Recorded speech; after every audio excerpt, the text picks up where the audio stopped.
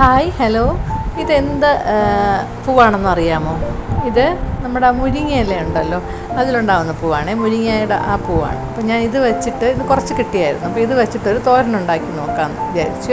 ഇത് തന്ന ആൾ തന്നെ എനിക്കിത് എങ്ങനെയാണ് ഉണ്ടാക്കുന്നതെന്ന് പറഞ്ഞു തന്നു.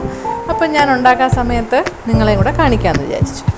ഒരു ചീനച്ചട്ടി ഗ്യാസ് സ്റ്റൗവിലോട്ട് വെച്ച് കൊടുത്ത് ഇച്ചിരി വെളിച്ചെണ്ണയും കൂടെ ഒഴിച്ച് ഒരു വറ്റൽമുളക് പൊട്ടിച്ചിട്ട് ഇച്ചിരി കടുകും ഇട്ട് ഒന്ന് പൊട്ടിച്ചതിന് ശേഷം നമുക്ക് കുറച്ച് കറിവേപ്പില ഇട്ട് ഇത് നമ്മൾ കഴുകി വൃത്തിയാക്കി ഊറ്റി വെച്ചിരിക്കുന്ന ഈ മുരിങ്ങപ്പൂ ഉണ്ടല്ലോ അതും കൂടെ ഇട്ട് കൊടുക്കാവേ. എന്നിട്ട് നല്ലപോലെ ഒന്ന് ഇളക്കിയെടുക്കാം. ഇത് ഇളക്കി വരുമ്പോഴത്തേക്ക് ഇതിനകത്തുള്ള വെള്ളം ഉണ്ടല്ലോ അങ്ങോട്ട് ഇറങ്ങും. അപ്പോഴത്തേക്ക് അതുകൊണ്ട് ഇത് വെള്ളം മൊത്തം മാറുന്നവരെ നമുക്ക് ഇതിനെ ഒന്ന് ചെറിയ തീയിലിട്ട് വേവിക്കാം. കുറച്ചുപ്പും കൂടി ഇട്ട് കൊടുക്കണേ. പിന്നെ അടച്ച് വയ്ക്കണ്ട, കാരണം അടച്ച് വെച്ച് കഴിഞ്ഞാൽ വെള്ളം വീണ്ടും വറ്റത്തില്ല, അതിങ്ങനെ വന്നുകൊണ്ടിരിക്കും.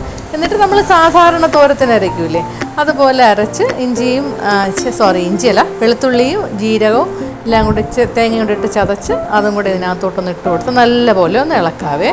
എന്നിട്ട് ഇതിനെ ഒന്ന് കുറച്ചൊന്ന് മാറ്റി വെച്ചിട്ട് നമുക്ക് ഒരു മുട്ട ഉണ്ടല്ലോ അതും കൂടി ഒന്ന് പൊട്ടിച്ചൊഴിക്കാം.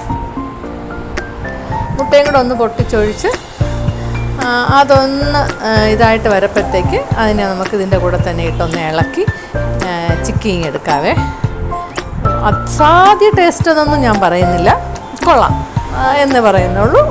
കഴിക്കാൻ കൊള്ളാം, ചോറിൽ കൂടെയൊക്കെ കഴിക്കാനായിട്ട് നമുക്കിഷ്ടപ്പെടും. ഇത് മുരിങ്ങയില പൂവാണ്, വേറെ ടേസ്റ്റ് വ്യത്യാസമൊന്നുമില്ല.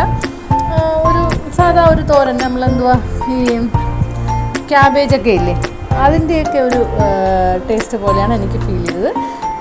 എല്ലാവരും ഒന്ന് ട്രൈ ചെയ്ത് നോക്കണേ. എനിക്ക് കിട്ടിയപ്പോഴത്തേക്ക് ഞാൻ തോരൻ വെച്ചപ്പോഴത്തേക്ക് നിങ്ങളെയും കൂടെ കാണിക്കാമെന്ന് വിചാരിച്ചേ ഉള്ളൂ. അപ്പോൾ എല്ലാവരും ട്രൈ ചെയ്ത് നോക്കുക. ഇത് കിട്ടുന്നവരൊക്കെ ഇതൊന്ന് ട്രൈ ചെയ്ത് നോക്കുക കേട്ടോ. ചൂടോടെ കഴിക്കാൻ നല്ലതെന്ന് തോന്നുന്നു. കാരണം രാവിലെ ഉണ്ടാക്കിയിട്ട് ഉച്ചയ്ക്ക് എടുത്തപ്പോഴത്തേക്ക് രാവിലത്തേൻ്റെ അത്ര ടേസ്റ്റ് എനിക്ക് തോന്നിയില്ല കേട്ടോ. അപ്പോൾ ശരി, നാളൊരു വീഡിയോയുമായി കാണാം. Thank you.